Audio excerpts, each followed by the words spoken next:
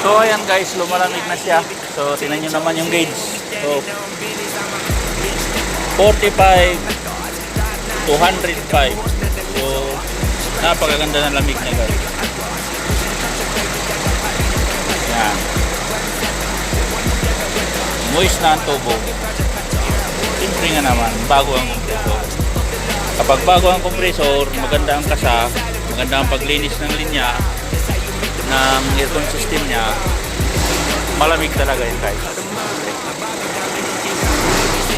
At yun naman yung ginawa natin guys, lininis na rin siya ng mabuti at saka yun, nagkasa rin siya ng ayos, kaya walang leak,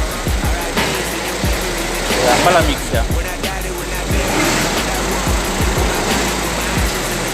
Okay na guys.